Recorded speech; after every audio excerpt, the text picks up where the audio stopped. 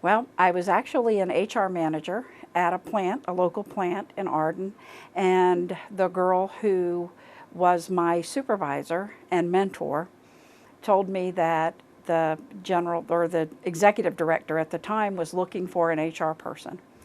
Now, I had always wanted to work in a rescue mission. Now, that sounds crazy, but I have for years wanted to work in a rescue mission, but just no opportunities ever came about. So started praying about it, and Lord, where do you want me to go? So I came and I interviewed, and they fell in love, and I fell in love, and I said, Lord, if you really want me here, what they can pay me is a lot less than what the corporate world is paying me. So what they can pay me, so you have to tell me, you have to show me that this is what you want, and I'm not going to make a mistake. And so I went home. My husband is our banker, so to speak, in our home. He handles the finances, and I asked him to write on a piece of paper, what is the least that I could be paid in order to make it financially. So he wrote it down, and I came in here and asked the director at the time what would be the amount he could pay, and it was the same amount written on the paper. That was my confirmation. Bam, and I started. I would describe it as this. Our desire is to not see people homeless anymore, for this mission not to be here at some point, because there's no more homelessness. That is our vision, that the people that come and we serve here would be able to get back on their feet and be able to provide for themselves, to have the purpose that God has for them and to walk out in that purpose. That is what our vision is. You can't expect people to want to hear about Jesus on an empty stomach. Their stomach is what's growling the loudest. Okay, so whatever is the loudest wheel that's turning needs to be taken care of before they can receive any good news about Jesus Christ. And so I think we do that in all the ways that we minister to people, in feeding them, in housing them, in clothing them, a clean shower, clean clothes, loving them. That's a big one, loving them and meeting their needs. I really enjoy seeing both sides. I get to teach. We have something called Success Academy, and it's where we use different people from the community come in and talk to them and do different things. Well, I teach something called Serve Safe.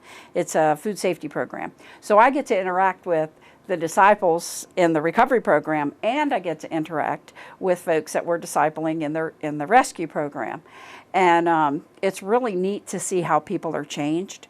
In the recovery program, it's really neat to see. I used to tell them, let me take your picture when you first come in, and then let's take your picture a year later when you're ready to leave. And you could call that an extreme God makeover. If they really stick with it, it's an extreme God makeover. Their countenance changes. Everything about them changes. Volunteering is a great way. As a volunteer, though, one needs to be flexible, because it may not be just exactly what you think that you're supposed to do here at the rescue mission. We like you to pray about it, and we like to pray about it and let God decide where the best place for you to serve is. It may not be on that serving line, dishing up food. It might be someplace else. So that's a great way to give back to the ministry. Another way to give to the ministry is through our thrift stores. That's great for us. If we can sell it, that helps fund us. So that's a great way. And then financially, even if it's something as much as $10 a month is incredible for us. That really helps us be able to do what we do. Our overhead, as far as staff is concerned, is very low. Where the majority of the funding goes is electric bills and food and all of those things that we have to use in order to take care of people. I love being here at the ministry. I absolutely love it. Even though I'm up here in the office most of the time now, I used to work with the people one-on-one, and I still get to go down and see them every once in a while when I'm downstairs doing something or for chapel, and I just love it. I love being there. I love interacting with the people. I love loving on them and helping them see that we care about them and they are cared for. They really are cared for. I can tell you, there was a lady that came in one day, and she had walked all the way from Charleston, South Carolina.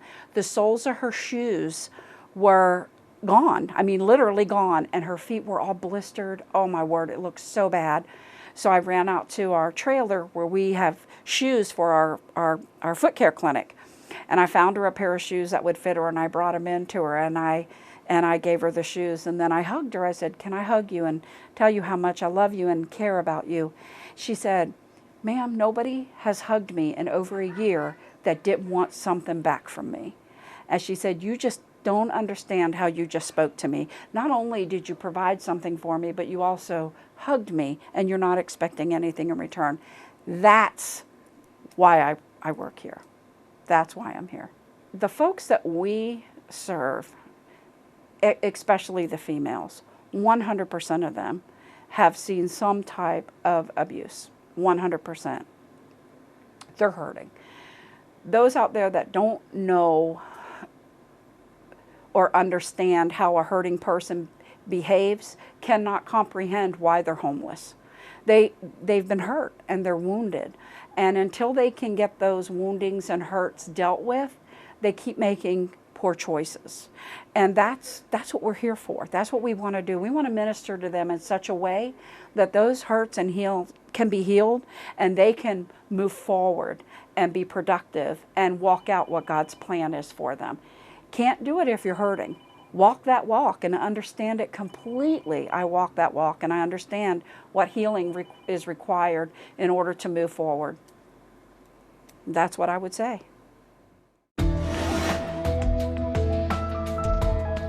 If you know of a ministry that we need to know about, please give us a call, 888-641-8606, or take a look at our website, revelationstv.org.